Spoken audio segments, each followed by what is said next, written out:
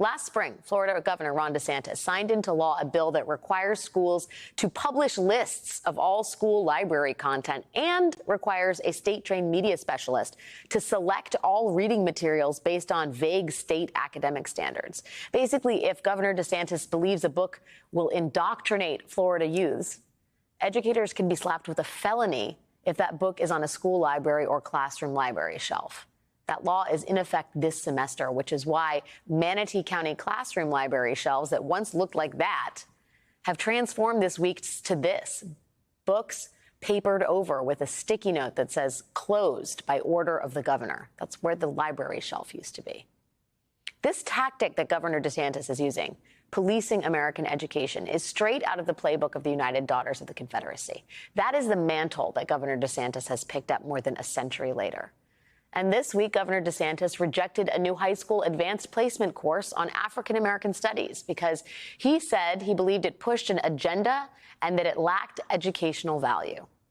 But today, civil rights attorney Ben Crump, alongside a group of Florida students, threatened to file a lawsuit over the DeSantis administration's decision to reject that AP course on African-American studies.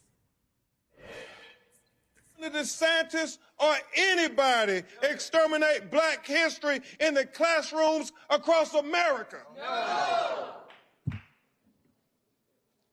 Yeah, what this really is about is saying you cannot exterminate us. You cannot exterminate our culture. And you can never exterminate the value of our children to this world. Joining us now is Fedrick Ingram, Secretary-Treasurer of the American Federation of Teachers and former president of the Florida Education Association. He also spoke at that press conference today.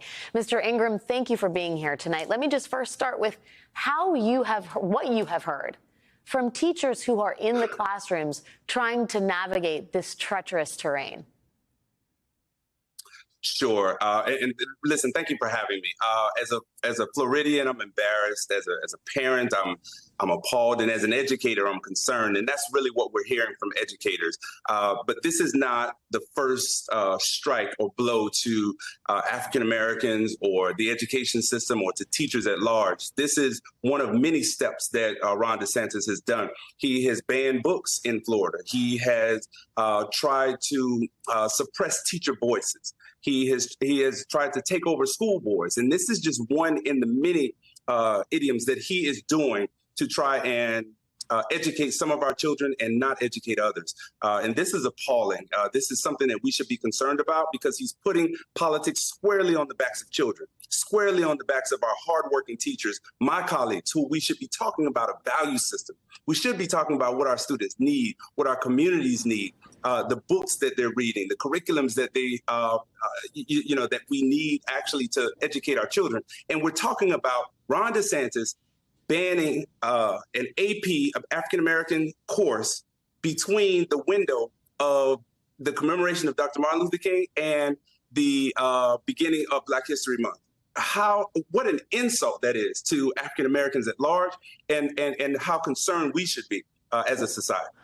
And the timing of it, as you point out, is so egregious on the eve of Black History Month. But I guess I wonder, as we talk about all of this, there's the measures he has enacted, which are specific and pernicious. But there is also the climate of fear that he has established, which casts a much wider net over the classroom, does it not? I mean, it's not that he's banned every book, but he's made it so that teachers are now, A, self-censoring in their lessons, but B, just not even dealing with school libraries, not even wanting to loan out books for fear of getting slapped with a felony.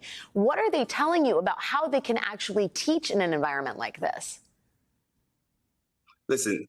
Our history is good, bad, and some ugly. What we want to do is teach the truth.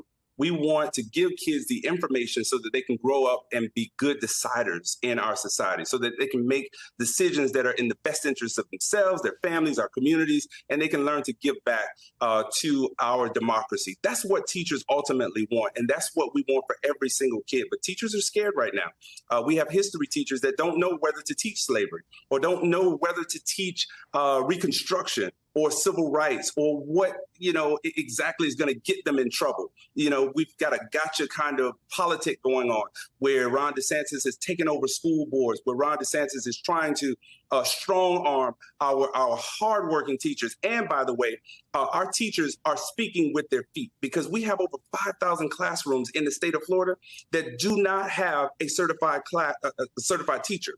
And that is direct connection to what's happening to our classrooms by this current administration. So teachers are leaving the classroom because they don't want to deal with this. And what of the students? I mean, what about the students who don't get taught slavery that year, don't learn about Reconstruction?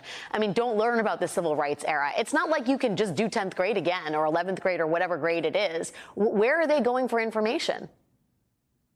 Yeah, so this is a democracy, and we should be concerned that our students get all of the information that they need. So let me highlight to you where they are getting African-American history. We have 4 very prestigious HBCUs in the state of Florida, and I'm very proud of what they're doing to teach that African-American history. But this is an AP African-American history class that should be offered as an option to our students in our high schools. It would take our best and brightest students to take this class. They would have to be interested. They would have to self-select this class. And not having an equal opportunity to take that class is doing a disservice to these students. In fact, when you don't know what your history is, in many cases, and I'm paraphrasing, you are failed and doomed to repeat that history. And so we don't want to repeat bad history. What we want to do is educate our kids. And AP African-American history is American history. Black people, African Americans have been at the very fabric and fiber of everything that is good in this country, from perseverance to making sure that we promote our culture through song and dance and art and culture and the sciences and education. And so as Mary McLeod Bethune would tell you, one of the greatest educators that I've ever known and a Floridian, she would tell you, leave these children with love. Leave them with a sense of a zeal so that they never lose their thirst for building a better world. And we do that through our classrooms and our schools and education. Fedrick Ingram, Secretary-Treasurer of the American Federation of Teachers and former president of the Florida Education Association. Mr. Ingram, thank you for your time tonight and good luck in the struggle. Thank you. Thank you very much.